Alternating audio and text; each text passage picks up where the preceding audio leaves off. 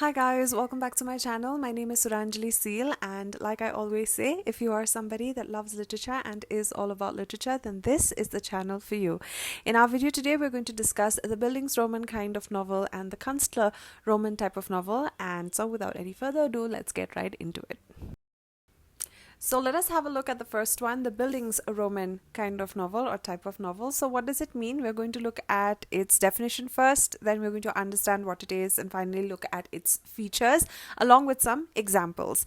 So what is Bildungsroman? What does a Bildungsroman novel actually mean? So a Bildungsroman is a type of novel that focuses on a character's maturation or maturation and psychological growth as they become an adult.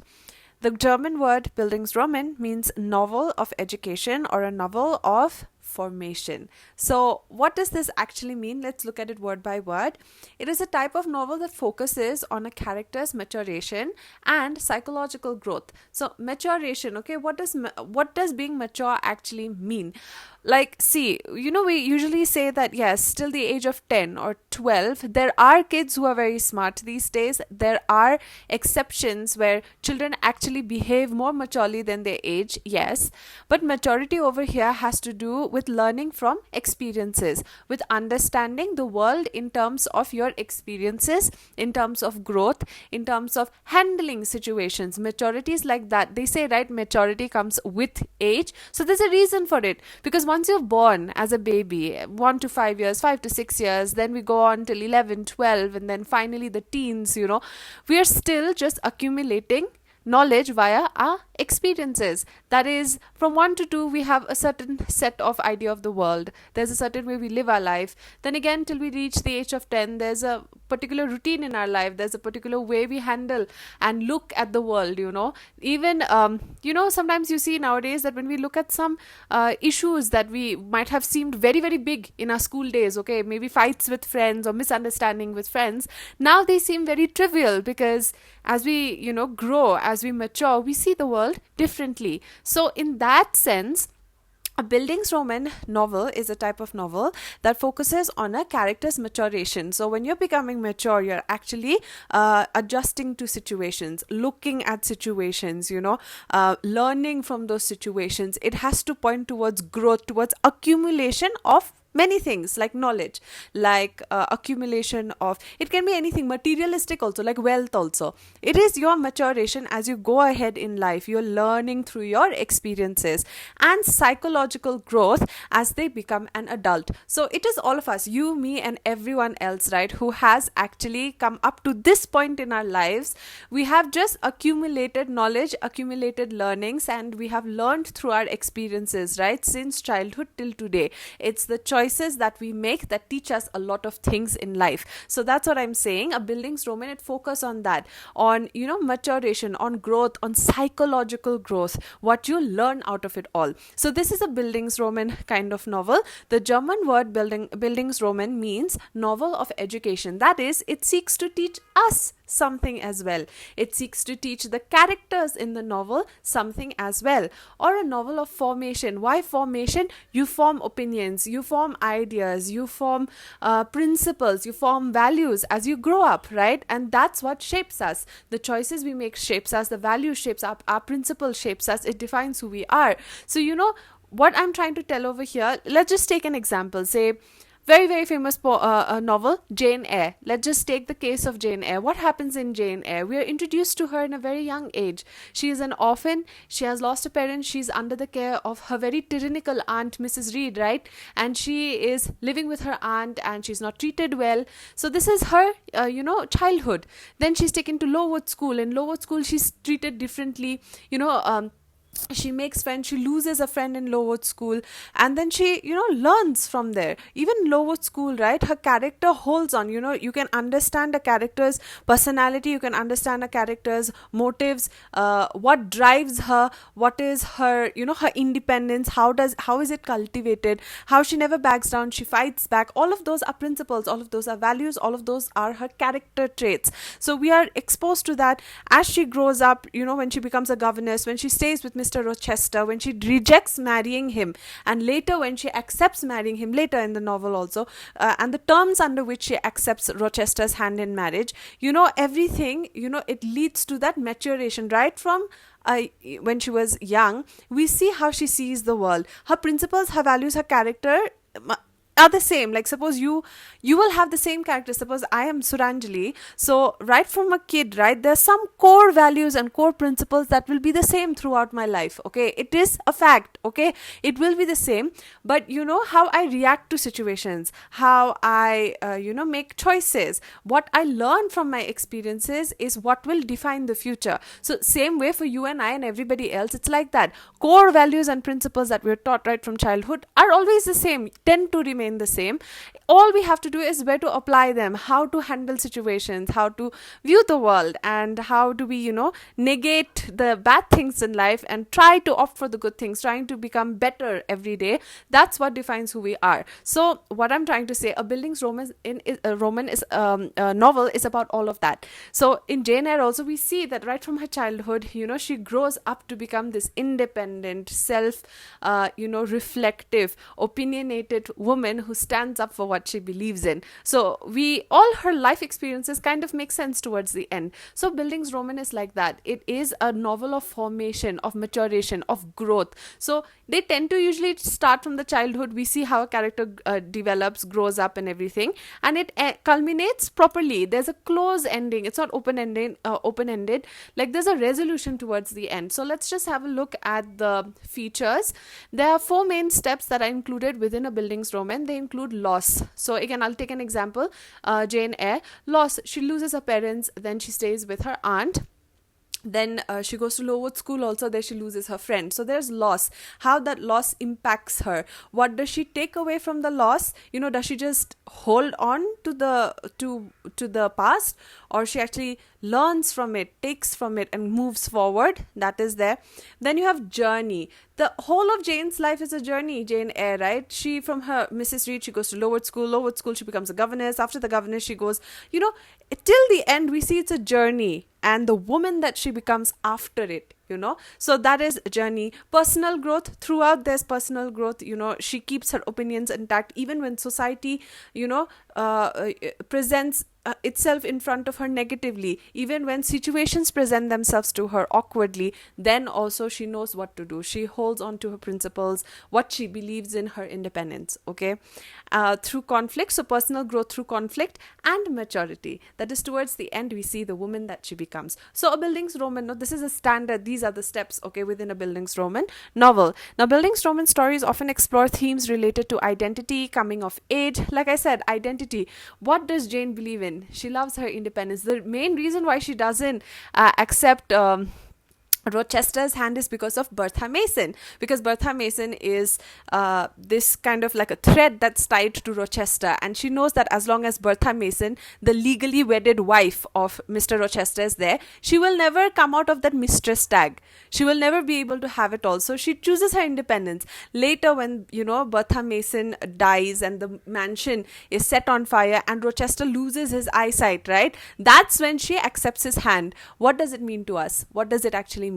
That she accepts this person when there's a state of equality, when his past is washed off, when when he can't see, that means he will need Jane's assistant for his day-to-day life, right? So she wants that equality within marriage, that she's not dependent on anyone, that she is independent, she is Jane Eyre, like her identity remains intact. That's one of the interpretations. I'm just giving an example, okay, over here, just so you understand. So this is identity, coming of age. That is, we see Jane locked in the red room where she's scared and crying and she passes out there, and then we see Jane in Lowood school, how she handles her all the uncomfortable situations within the school, how she handles it.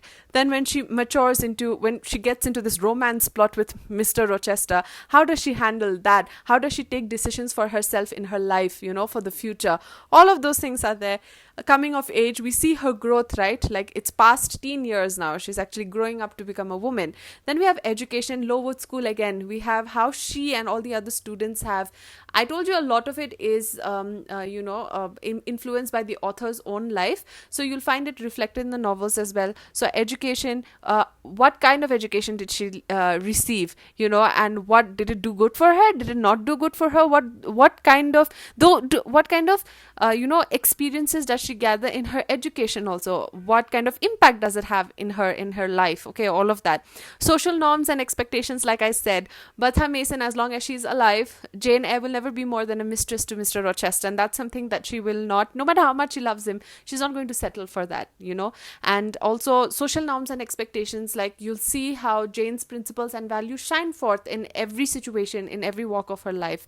Then you have loss and change. So this is also, I think, loss and change is a part of life, okay, and it was also a part of most novels. So I wouldn't really say it's particularly part of the Bildungsroman novel, but I feel like loss and change is there in most novels, right? So it's a natural thing.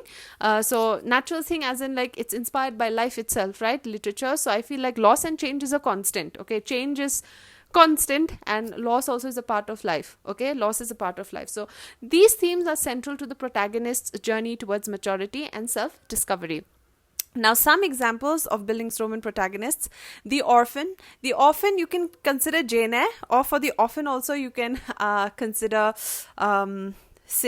you can consider Oliver Twist, an orphan. Okay, so even the Misfit or Runaway, The Adventures of Huckleberry Finn also, you can consider it as a Bildungsroman, because the way Huck actually starts, by Mark Twain, how actually he starts and how he comes back, right? The whole series of Tom Sawyer and Huckleberry Finn, you can read it. Misfit or Runaway, the one who doesn't fit into society, right? All of those also are main protagonists, okay, popular ones. And the artist. Now, when I say the artist, as literature students, there's one novel that comes to our mind naturally, and that's James Joyce's the Portrait of an Artist as a Young Man. Now, this is a very, very common, people call it a Bildungsroman or Bildungsroman type of novel, but actually it is part of a subgenre of the Bildungsroman. Bildungsroman has subcategories. One category is the Kunstlerroman kind of novel, and this is particularly what James Joyce's The Portrait of an Artist of a Young Man